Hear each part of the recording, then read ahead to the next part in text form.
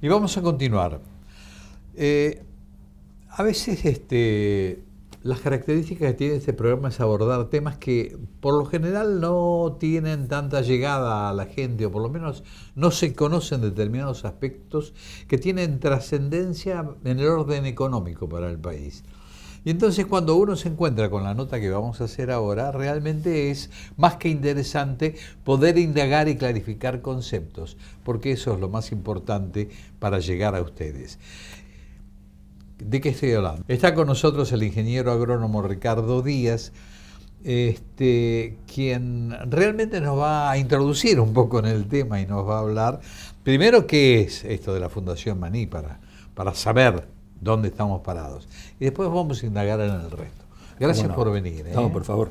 Muchas gracias por la invitación, especialmente porque, como charlábamos antes fuera de cámara, es un tema que no tiene la difusión que debería tener, dada la importancia que tiene Argentina en este cultivo, ¿no?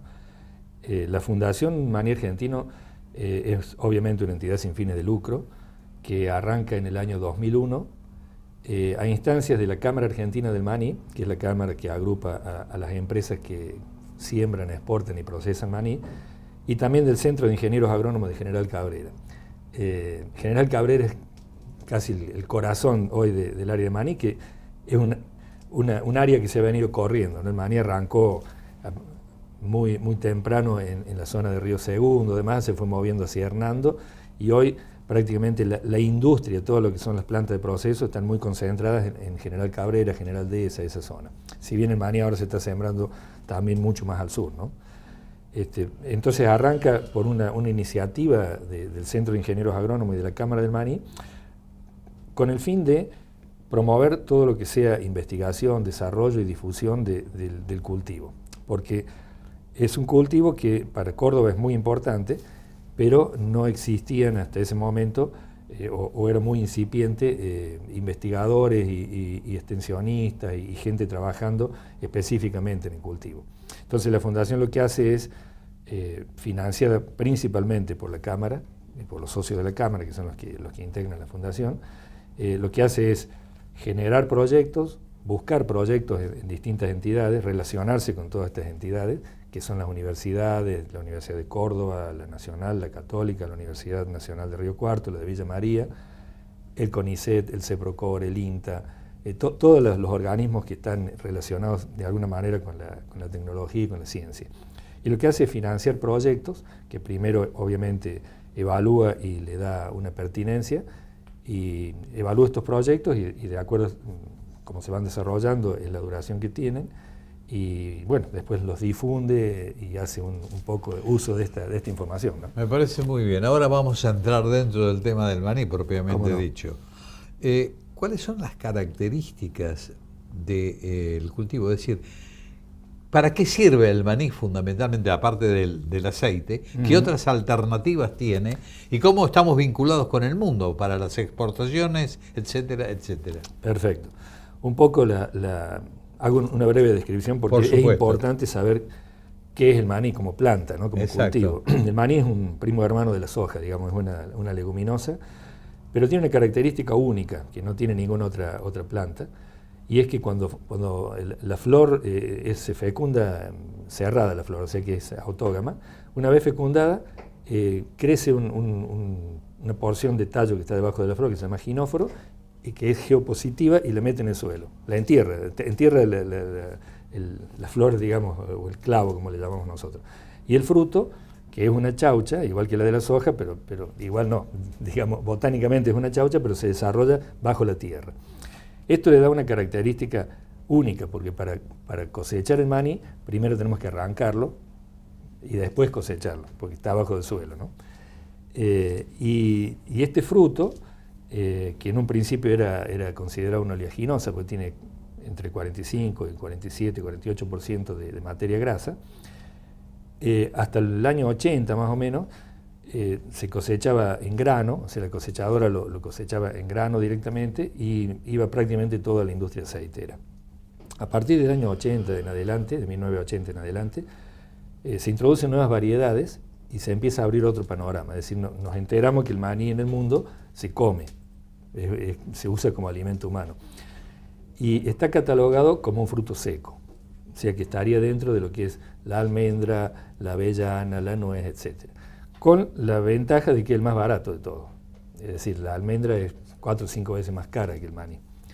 Entonces se nos abrió un panorama totalmente distinto, porque de una industria aceitera que, digamos, en el mercado interno vale, yo digo cifras que son muy promedio, ¿no? Pero Ajá. vale $300 y en el mercado mundial vale 1.100 o 1.200, pasamos a un producto que vale 700 y en el mercado mundial puede valer 1.500 o más.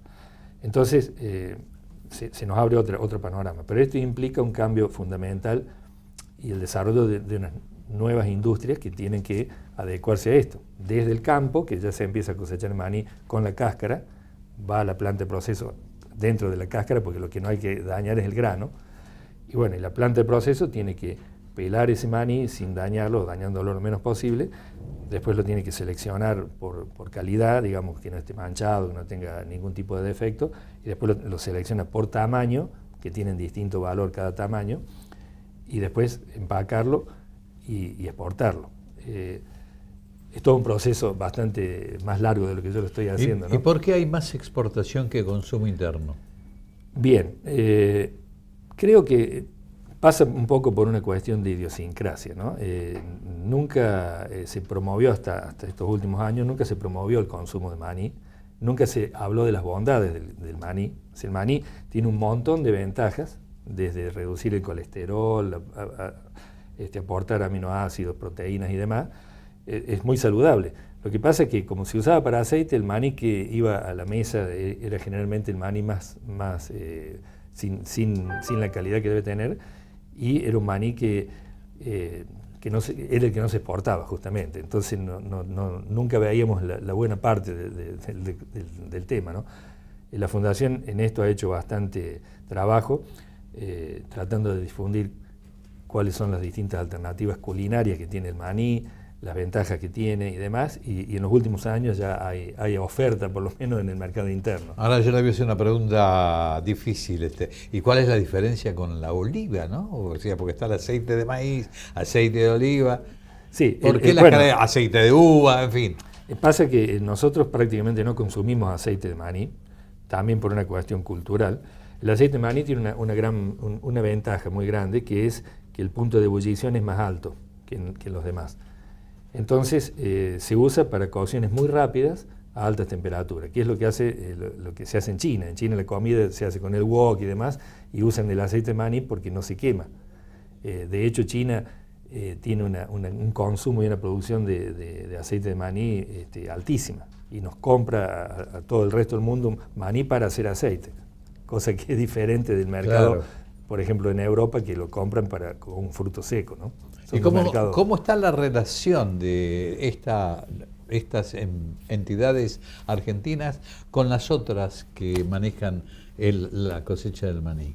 En cuanto a las relaciones, la relación intersectorial, diría.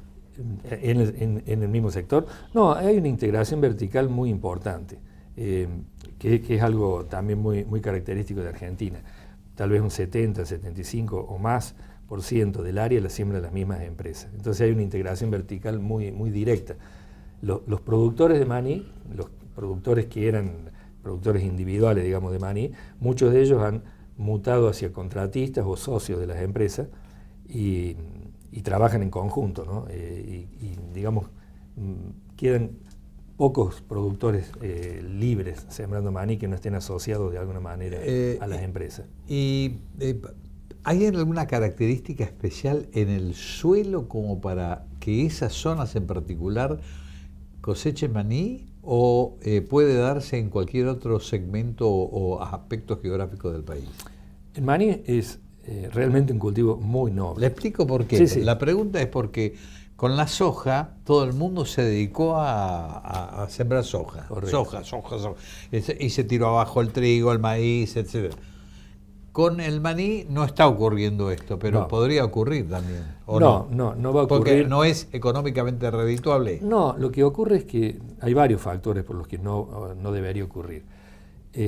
El maní se ha desarrollado en esa zona porque comenzó allí, porque las plantas de proceso están allí. De hecho, se han hecho pruebas y siembra de maní en muchos otros lugares. El maní es un cultivo muy noble, desarrolla prácticamente en cualquier lugar donde haga calor y en cualquier tipo de suelo. El tema es que como uno lo tiene que arrancar y cosechar, obviamente los suelos arenosos son los más indicados, porque si el suelo es pesado, arrancamos un montón de tierra con el maní y es difícil después el proceso. Pero el número de hectáreas de maní está bastante acotado al número que manejamos por una cuestión de capacidad instalada, es decir, no es un cultivo que se pueda expandir indefinidamente porque hay que procesarlo para exportarlo y las plantas tienen una capacidad determinada de proceso, ¿no? Y aparte es un cultivo que requiere de cierto expertise en los productores, en los que lo siembran.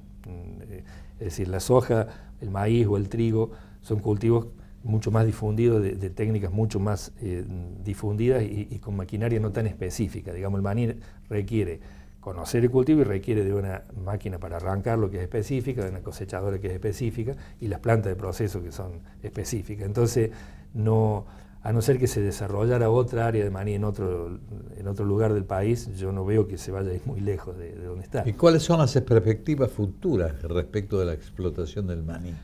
Bien, la Fundación siempre vamos llevando a cabo ensayos sobre lo que es rotación, conservación de suelos y demás, porque es importante para nosotros por varias causas, no solo por la conservación de suelos, sino porque repetir maní sin una rotación adecuada incrementa notablemente la presión de las enfermedades producidas por hongo, ¿no? Muchas de ellas que están en el suelo y que son comunes a soja y girasol.